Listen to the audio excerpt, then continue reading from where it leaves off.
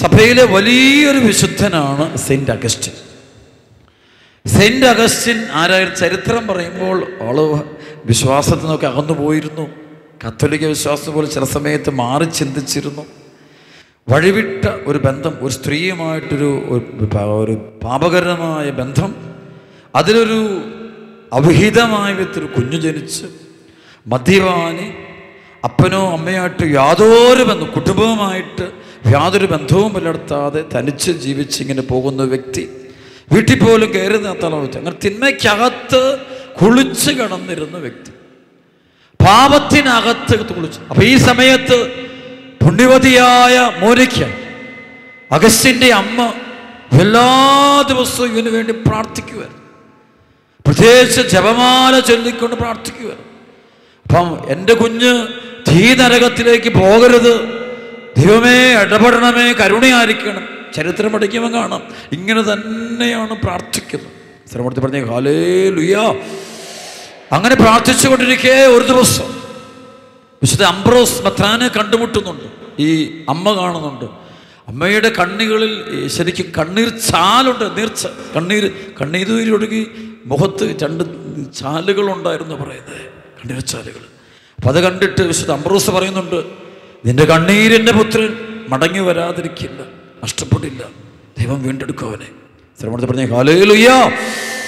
ഇനിയാണ് അച്ഛൻ പറഞ്ഞത്. അപ്പം അങ്ങനെ ഇരിക്കുക ഒരു ദിവസം ഇവൻ്റെ സ്നേഹിതനെ ഒരുമിച്ച് ഒരു ചെറിയൊരു പൂന്തോട്ടത്തിലിരുന്ന് തർക്കിക്കുകയാണ്. അപ്പം ഇവന് മാനസാന്തരപ്പെടാൻ പറ്റുന്നില്ല, പ്രാണസാന്തരപ്പെടാൻ അവനറിയാം പോകുന്ന വഴി തെറ്റാ. ദൈവകൽപ്പനകളും ദൈവവചനങ്ങൾ അനുസരിക്കാതെയുള്ള പോക്കാം, സ്വന്തം ആഗ്രഹങ്ങൾക്കനുസരിച്ച് ജീവിക്കാം, ശരീരത്തിൻ്റെ മോഹങ്ങളെ താലോലിച്ചുകൊണ്ട് ജീവിക്കാം, പാപത്തിൻ്റെ സുഖങ്ങൾ ജീവിക്കാം, സ്വന്തം താല്പര്യങ്ങളെ ആസ്വദിച്ച് ജീവിക്കുമ്പോൾ അതാണ് ശരി, അങ്ങനെ ജീവിച്ചാലും കുഴപ്പമൊന്നുമില്ല, ആത്മനാശവും സംഭവിക്കില്ല എന്നിങ്ങനെ കരുതി ജീവിക്കുന്നവനാണ് അഗസ്റ്റിൻ. അപ്പം അങ്ങനെ ഇരിക്കുമ്പോഴാണ് അവൻ്റെ സ്നേഹിതൻ്റെ കൂടെ ഒരു പൂന്തോട്ടത്തിലിരുന്നു കൊണ്ട് ഇങ്ങനെയുള്ള കാര്യങ്ങൾ പറഞ്ഞ് ചിന്തിക്കുകയും ഇങ്ങനെ ചെയ്തുകൊണ്ട് ഈ സമയത്ത് ഒരു ദൈവത്തിൻ്റെ പരിശുദ്ധ ആത്മാവിൻ്റെ ഒരു ഇടപെടലുണ്ടാകുന്നുണ്ട്. സർവ്വത്തിൽ പറഞ്ഞ ഹല്ലേലൂയ. ഒരു നിമിഷം അവനിരുന്ന് കരയാൻ തുടങ്ങുകയാണ്. അവൻ്റെ ജീവിതത്തിൻ്റെ അധപ്പതിച്ച ജീവിതം, മദ്യപാനം, വ്യഭിചാരം, ശരീരത്തെ നിയന്ത്രിക്കാൻ പറ്റുന്നില്ല, മനസ്സിനെ നിയന്ത്രിക്കാൻ പറ്റുന്നില്ല, ധനമോഹം, സുഖം, പേര്, അപ്പനെ അമ്മയെ അനുസരണമില്ല, അമ്മയെ അനുസരിക്കുന്നില്ല, വീടിനെ വകവെക്കുന്നില്ല, പള്ളിയിൽ പോകുന്നില്ല, പ്രാർത്ഥിക്കുന്നില്ല, വിശ്വാസമില്ല, ഒരു പ്രത്യേക ജീവിതം. ഇത് ആത്മനാശത്തിൻ്റെ പാതയാണെന്ന് അവൻ്റെ മനസ്സിലങ്ങ് ബോധ്യപ്പെടുന്നില്ല. പക്ഷെ അന്ന് അവനിത് കരയുക, അമ്മയുടെ കണ്ണുനീരുകൊണ്ട് ഇവർ കരയുന്നു. ഇതൊരു ദൈവത്തിൻ്റെ ആത്മാവിനെ ചലിക്കുന്ന സംഭവം. അപ്പം അങ്ങനെ ഇരിക്കുമ്പോൾ ഒരു കൊച്ചുകുട്ടി ഇങ്ങനെ പാട്ട് പാടുന്ന ഒരു സ്വരം ഇങ്ങനെ അന്തരീക്ഷത്തിൽ വരുന്നു. ഇവിടുന്ന് ഒരു അശ്ലീല ശബ്ദം പോലെ കേൾക്ക്. എടുത്തു വായിക്കുക. എന്തെടുത്തു വായിക്കുക? ഈ ബൈബിൾ എടുത്ത് വായിക്കും. അപ്പം അവൻ്റെ സുഹൃത്തിൻ്റെ കയ്യിൽ ബൈബിൾ ഇരിപ്പുണ്ട്, പുതിയ നിയമം ഇരിപ്പുണ്ട്. അപ്പം അതെടുത്തിട്ട് വായിക്കാനായിട്ടൊരു പ്രേരണ. പെട്ടെന്ന് അവന് എടുത്തു വായിക്കുമ്പോൾ അവനറിയാതെ ഇങ്ങനെ തുറക്കുകയാണ്, ബൈബിൾ തുറക്കുകയാണ്. തുറക്കുമ്പോൾ അവൻ കാണുന്ന വചനം ഇതാണ്. റോമാലേഖനം 13:11 മുതൽ 14 വരെയുള്ള വചനമാണ് അവൻ കാണുക. ഇതെല്ലാം ചെയ്യുന്നത് കാലത്തിൻ്റെ പ്രത്യേകത അറിഞ്ഞുകൊണ്ട് വേണം. നിദ്ര വിട്ടുണരേണ്ട മണിക്കൂറാണല്ലോ ഇത്. എന്നാൽ ഇപ്പോൾ രക്ഷ നമ്മൾ ആരും പ്രതീക്ഷിച്ചിരുന്നതിനേക്കാൾ കൂടുതൽ അടുത്തെത്തിയിരിക്കുന്നു. രാത്രി കഴിയാറായി, പകൽ സമീപിച്ചിരിക്കുന്നു. ആകയാൽ നമുക്ക് അന്ധകാരത്തിൻ്റെ പ്രവർത്തികൾ പരിത്യജിച്ച് പ്രകാശത്തിൻ്റെ ആയുധങ്ങൾ ധരിക്കാം. പകലിന് യോജിച്ച വിധം നമുക്ക് പെരുമാറാം. സുഖലോലുപതയിലോ മദ്യലഹരിയിലോ അവിഹിത വേഴ്ചയിലോ വിഷയാസക്തിയിലോ കലഹങ്ങളിലോ അസൂയയിലോ വ്യാപരിക്കരുത്. പ്രത്യുത കർത്താവായ യേശു ക്രിസ്തുവിനെ ധരിക്കുവിൻ. ദുർമോഹങ്ങളിലേക്ക് നയിക്കത്തക്ക വിധം ശരീരത്തെപ്പറ്റി ചിന്തിക്കാതിരിക്കും.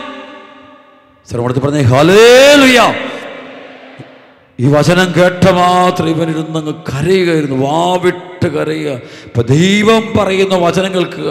ഇത്രയും അവൻ മനസ്സിലായി, ഇത്ര നാൾ ഞാൻ അനുസരിക്കുന്ന എൻ്റെ ശരീരത്തിൻ്റെ പ്രവണതകളെയോ മറ്റുള്ളവർ കാണിക്കുന്നതും മറ്റുള്ളവർ പ്രവർത്തിക്കുന്നതുമായ കാര്യങ്ങളാണ് ഞാനിപ്പോൾ അനുസരിച്ചും കേട്ടുകൊണ്ടും ജീവിക്കുന്നത്.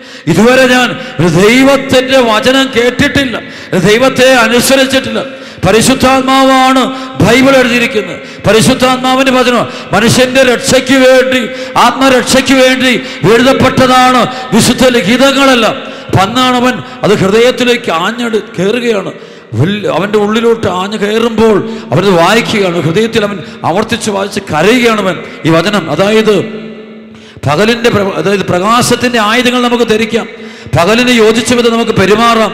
സുഖലോലുപതയിലോ മദ്യലഹരിയിലോ അവിഹിത വേഴ്ചയിലോ വിഷയാസക്തിയിലോ കലഹങ്ങളിലോ അസൂയയിലോ വ്യാപരിക്കരുത്.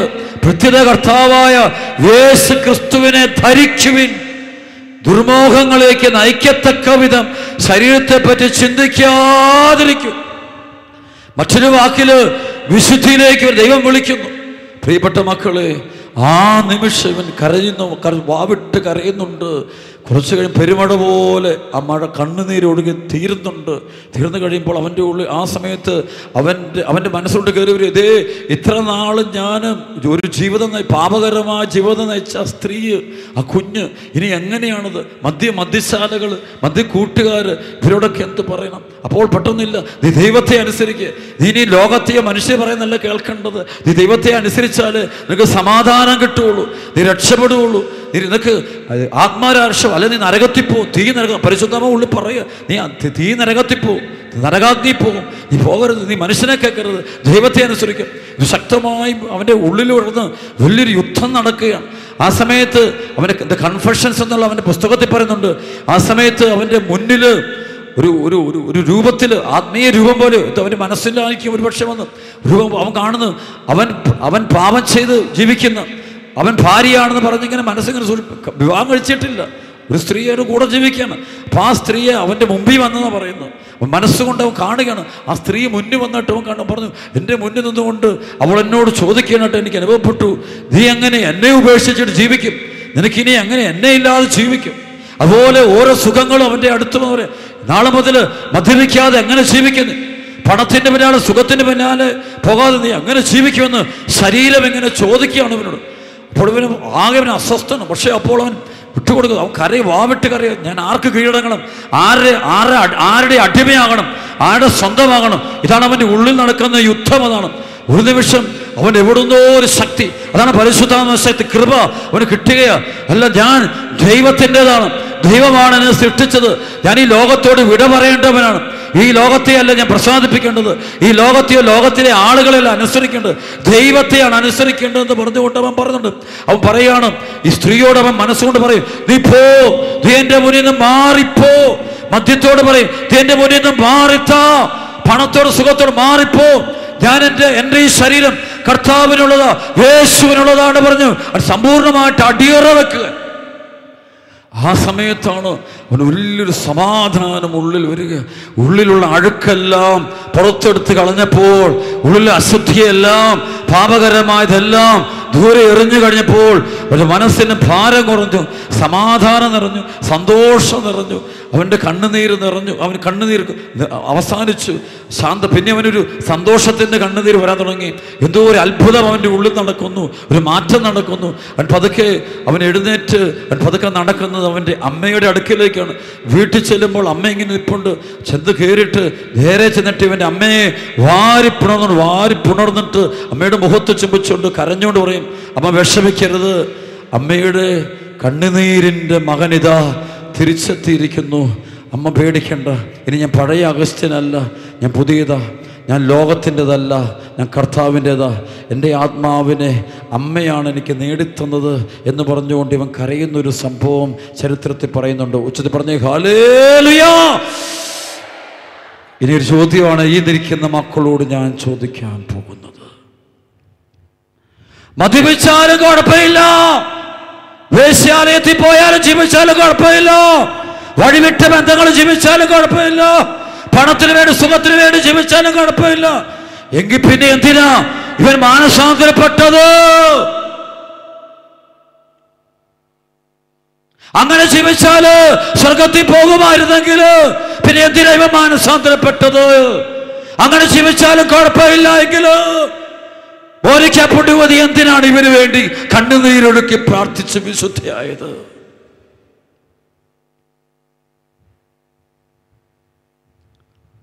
പാപവും പാപത്തിൻ്റെ മാർഗങ്ങളോടും വിട പറയണം മക്കളെ. അച്ഛൻ ഇവിടെ നിൽക്കുന്നെങ്കിലും കർത്താവിനെ ഏൽപ്പിച്ച സഭയിലെ ശ്രേഷ്ഠമായ വരം, കൃപ അതെന്നിലുള്ളത് കൊണ്ട് ഞാൻ നിങ്ങളോട് താണപേക്ഷിക്കുകയാണ്.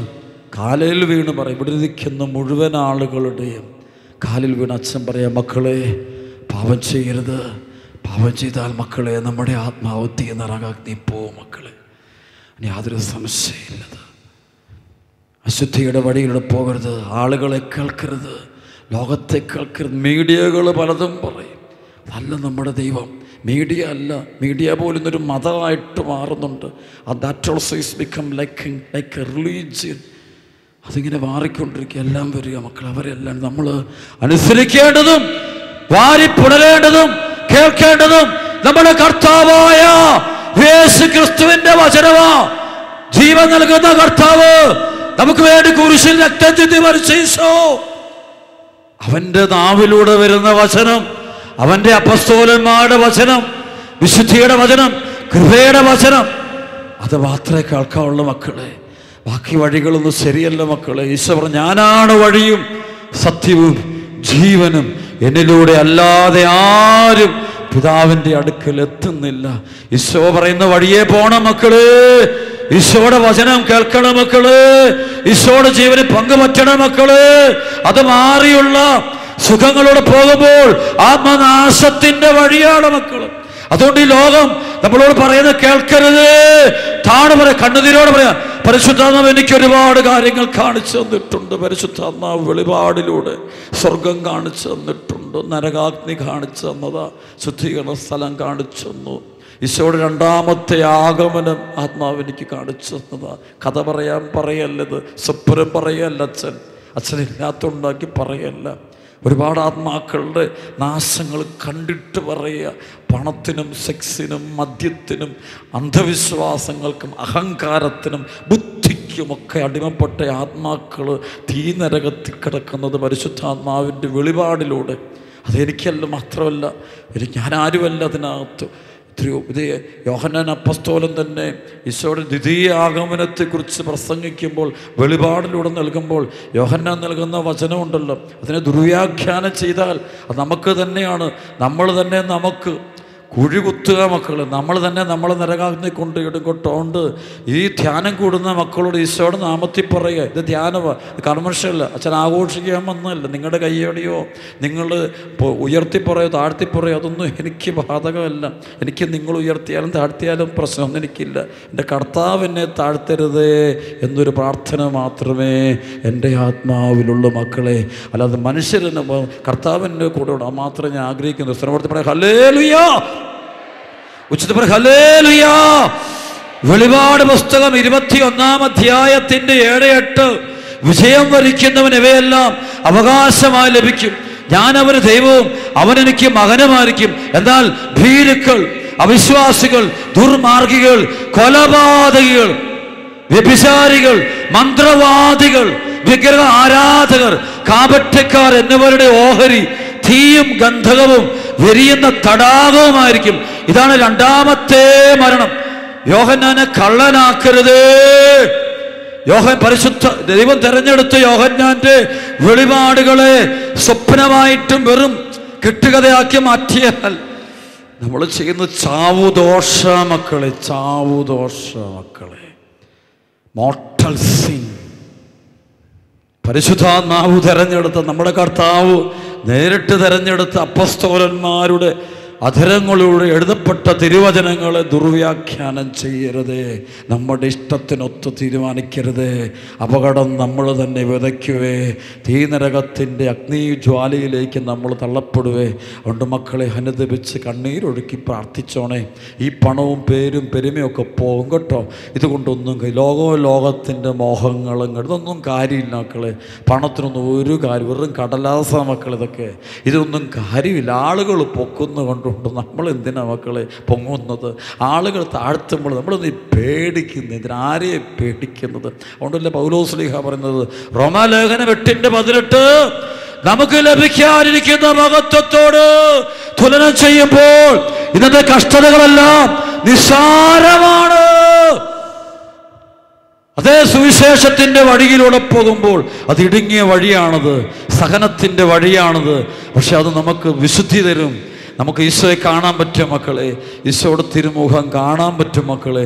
അതുകൊണ്ട് ആ മാർഗ്ഗം തിരഞ്ഞെടുക്കേണ്ടത്. ലോകം പറയുന്ന ലോകത്തെ കേൾക്കരുത്. സ്വരപ്പെടുത്തി പറഞ്ഞേ ഹല്ലേലൂയാ. ഒന്ന് കൈയടിച്ച് കർത്താൻ നന്ദി പറഞ്ഞ മക്കൾ. പോരാ. യോഹന്നാന്റെ വെളിപാടെന്ന് വെച്ച് കഴിഞ്ഞാൽ ദൂരഭാവിയിൽ നടക്കുന്ന ലോകാവസാനം, അന്ത്യവിധി, ഈശോയുടെ രണ്ടാമത്തെ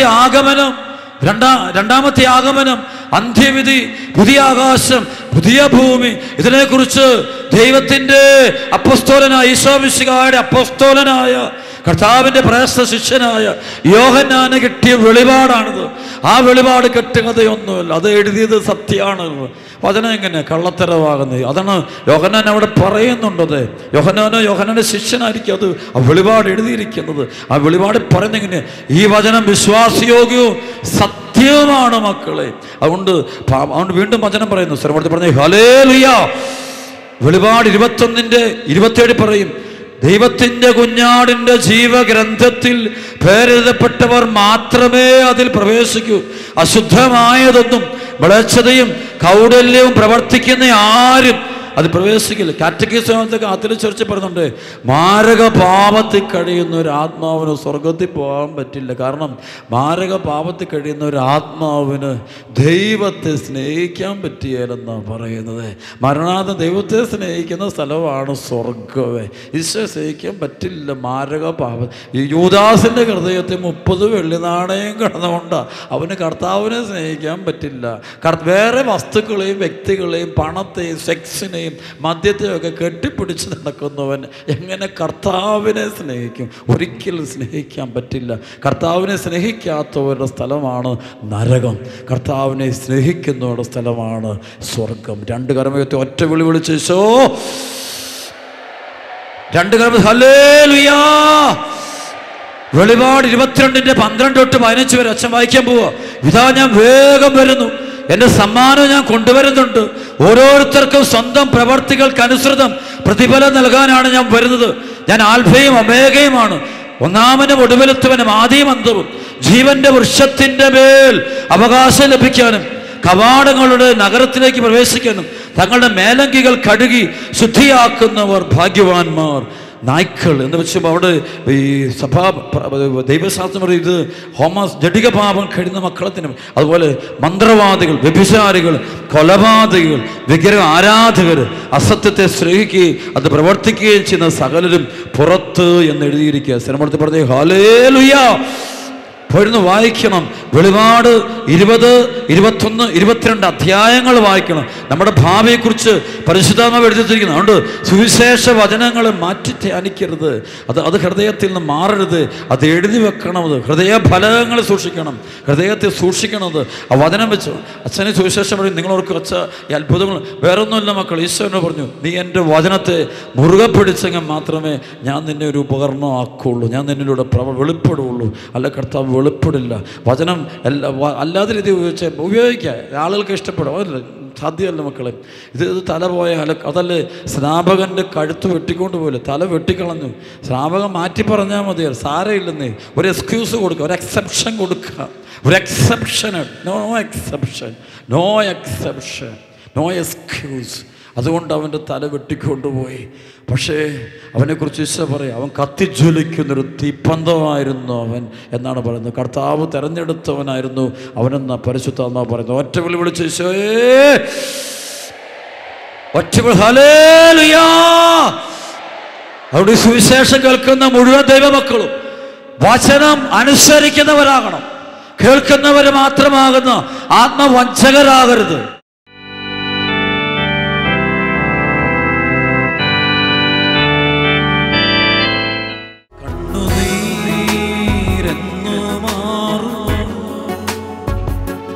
വേദനകളെന്നു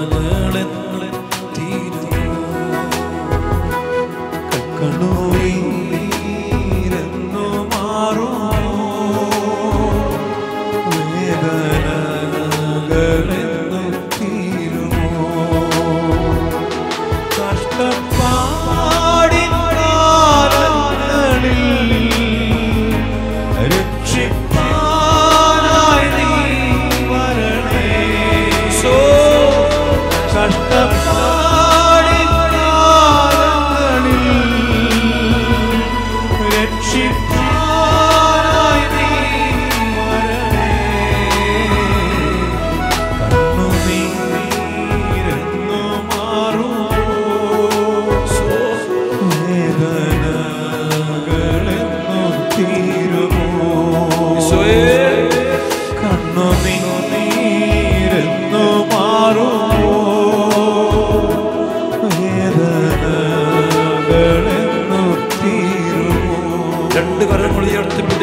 എല്ലാ വേദനകളും ദുരിതങ്ങളും പ്രശ്നങ്ങളും നമ്മുടെ കർത്താവിന്റെ കരങ്ങളിൽ നമുക്ക് ഏൽപ്പിച്ചു കൊടുക്കാം. മക്കളുടെ രോഗങ്ങളും തകർച്ചകളും ദുരിതങ്ങളും ദുരന്തങ്ങളും എല്ലാം കൊടുക്കാം. ഈ ധ്യാനം മുഴുവൻ കൊടുക്കാൻ നമുക്ക് ഈശോയുടെ വലിയ ഇടപെടലാണ്. ഇഹത്തിൽ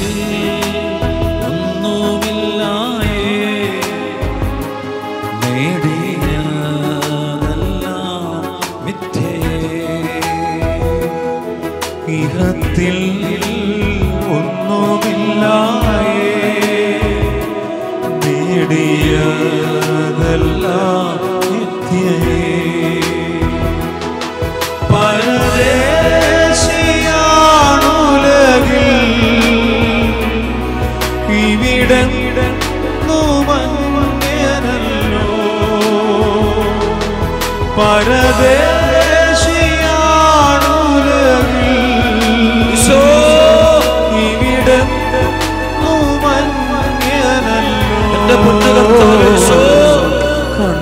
കണ്ണുനീരെന്നു മാറുമോ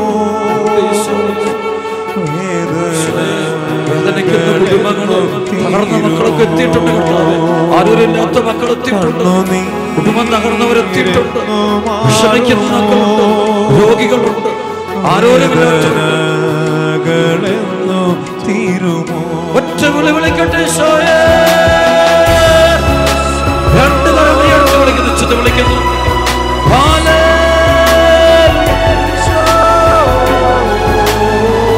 രണ്ടു കരം കൊടുത്തത് ഈശോ നമ്മെ ആശീർവദിക്കുന്നു. മക്കളെ ഈശോ ആശീർവദിക്കുന്ന സമയമോ. കൈകൾ ഉയർത്തി ചങ്കുപൊട്ടി ഈശോയെ വിളിച്ചോണം. ആശീർവദിക്കുന്നു, ആശീർവദിക്കുന്നു, ആശീർവദിക്കുന്നു.